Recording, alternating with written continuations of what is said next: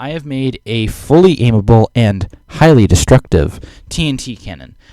As you can probably tell by all the prototypes and craters, I've been hard at work, and I have, in fact, improved it. Now, what the difference is between this and my last one, we shall observe now as I turn it on. We're going to back up so that we can see it. We'll use our spyglass, and there goes our firing. And crater should be somewhere over there. Yeah, you can see the crater. Look at that. How nice. But wait, another. That's right. This cannon is fully automatic. I can just walk away. It'll keep shooting. It fully retains its capabilities to fully aim. Ooh, I went flying there. Maybe some sort of back guard would be prudent, but for now we can observe that, as I just demonstrated, bam, now we can aim it over there. We can also, we can still fly. There we are. If we hit this a bunch of times as well, then we should be able to aim a bit closer. Give it around. This one should do it. A bit closer. Just a touch more. Alright. I'm not sure if it'll be this one or the next one, but as you can see, this is still fully aimable, whilst I can just walk away.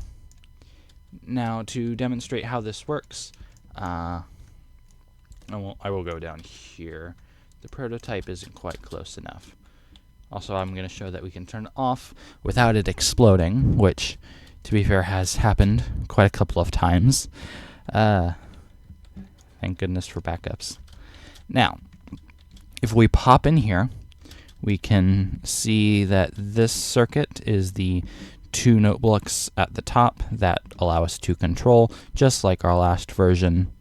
I'm still using other side discs, although perhaps when the update comes out, I'll start using Relic. It is a good beat. And this system is mostly the same.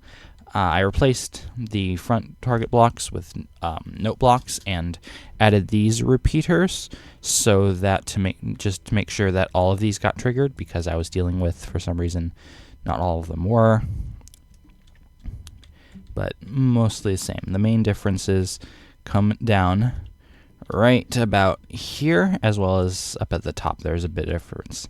So now, instead of immediately going down to trigger this, we have a middleman, and that is this clock, which is set at 1, 2, 3, 4, 5, 6 full repeaters, which should be 24 ticks, or about 2.4 seconds.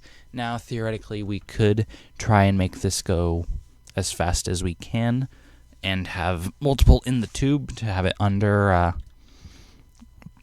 2 seconds. Or wait. Yeah. So we'd have one being hidden. Okay. We'll get to it in a second. Alright, so this is the clock, and I use this simple mechanism to be able to turn it on or off. I can demonstrate that like this, just with our own repeater.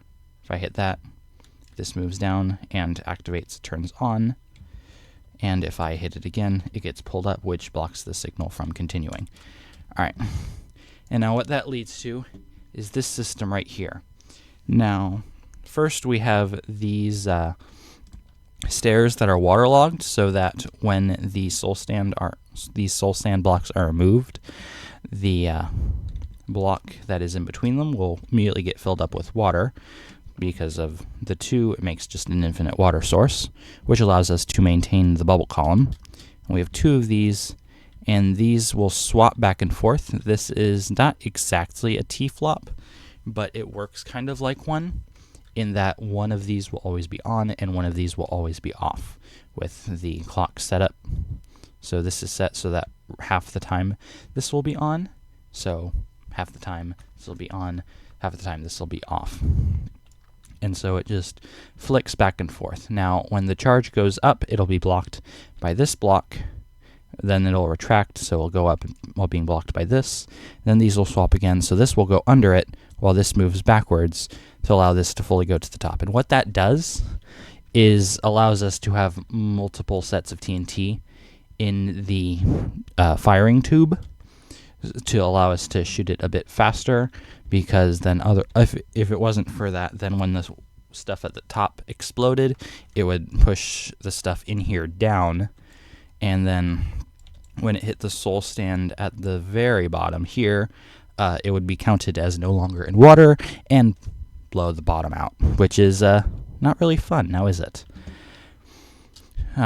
Additionally, we have it so that every other time that this fires, this will trigger, or like every 4 times or something like that.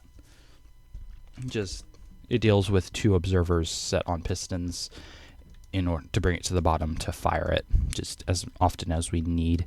Now we can also watch it fire from the bottom, just so I can show you what I'm talking about. Now, all right, the pistons start firing. All right, so all right, that time it just went fully through, but this time you see it got blocked a touch by that. Okay, well, even if it's not collecting like I thought it was, it still basically separates it to make sure that you don't have too much going. Now, I had been working to try and get more to be in the tube at once, but it was too volatile. It exploded too often. So if you tinker with it and figure out how to do it, that's great. Congratulations, you now have a artillery machine gun, but I simply could not figure it out. The other thing I'd like to mention is this at the top. Instead of just the 3 trapdoors, I have the 2 in the back, as well as this conduit here, and then a full basically cube of water. And that's just because when you turned it off, if it had the TNT to shoot, but not the TNT to fire it off, and it hit the trapdoor, when it exploded, it would just blow out the top, which again isn't fun. We kind of want this to be reusable. So you can cheap out and make it just basically one use and just do this, except at the bottom, like this. There you go. But so that'll be cheaper, and you don't need the water and all that. But there's a good chance that when you turn it off, it will immediately explode.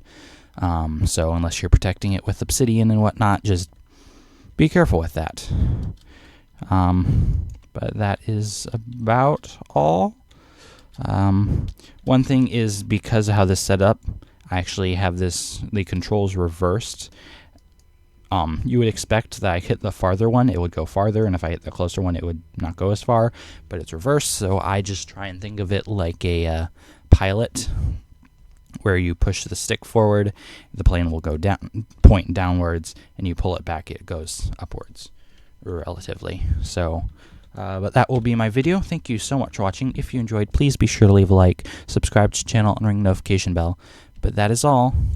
Bye.